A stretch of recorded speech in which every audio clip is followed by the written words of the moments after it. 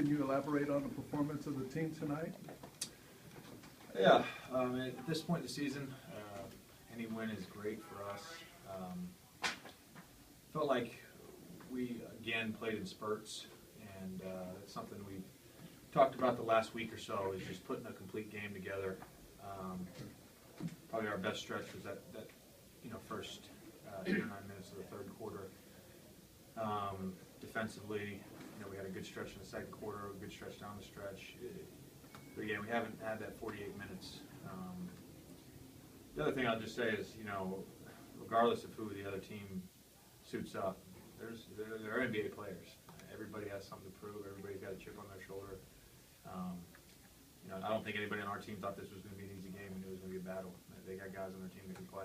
Talk about your 26-point performance. What were you seeing and feeling out there tonight? I think Chris and I communicated well tonight. There was a couple plays where it was just me and him kind of just doing something that was maybe off script that worked. Doc went to me for a stretch there in the third quarter when I had it going, and then just a lot of points again. Just playing with energy, running the floor, transition threes, just trying to play hard and hunt shots. You talked about it in training camp a bit, how you and Chris were kind of coming together and after your mistakes like that, but it seems like it's evolving into an even better connection as the season goes on. Is that the case? I think so. Anytime you play with somebody, as time goes on, you hope that you develop a connection and some chemistry with them on the court. And I think Chris and I are both intelligent players, and so I think we can play off each other well in that regard. Blake's another, extremely intelligent guy, so it's why I think he plays so well with Chris as well. JJ, you guys are 5-0 at home, won 4 straight overall. You have to be a little careful that not in this mode where we're going to push the button when we need to go, as opposed to going all the time. I don't worry about that with our team. Everyone on our team, I feel, is at a point in their career where they want to be a part of something special, and to do that, you have to be better and you have to give a little bit more. And I can disclose that in our locker room after the game, before Doc got in there, guys were okay. I mean, it wasn't like we felt great about our performance tonight. I think that's a good thing. I think it's okay to be a little bit of a perfectionist when it comes to how you want your team to play. And that's the sense that I get. I don't get a sense of, hey, we're a team that can out-talent people. I don't get that sense at all. I mean, Doc has preached that again and again. It's hard to win in this league. It's hard to win in this league, and showed again tonight. You played with Blake now for 10 games. Is there anything in this time that you've noticed about him that you may not have realized seeing him from afar?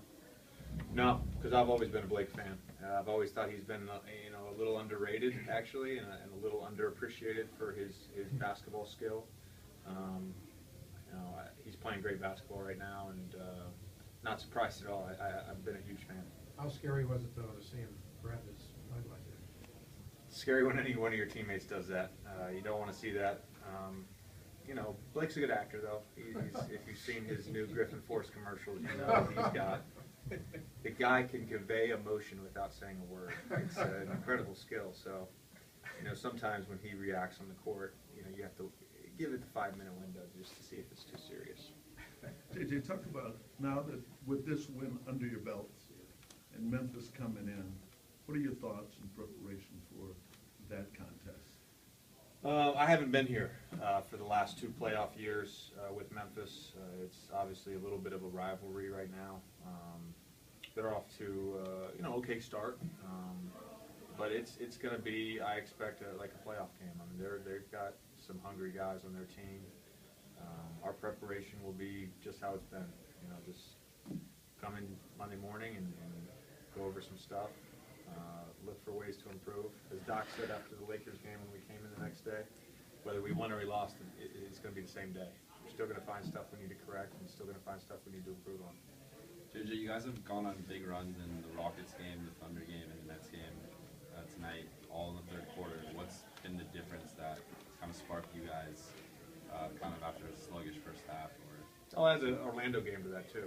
Orlando was another game. We had a big third quarter. If you're down, you play with this a better sense of urgency. And that's the bottom line. I think about the Houston game at Houston tonight, Orlando game. What was the other one you mentioned? The Thunder. Thunder. Was that a double-digit lead too? I think so. They were up 71-60 or something like that. 11-point game, whatever. All double-digit leads in the third quarter. I mean, at that point, you've got no choice but to make a run and play with a higher sense of urgency. And like I was saying earlier about where our team is, I don't think we are happy with that. I think we want to get to the point where we're playing with a sense of urgency for 4 quarters. I think so, Mike. Thanks.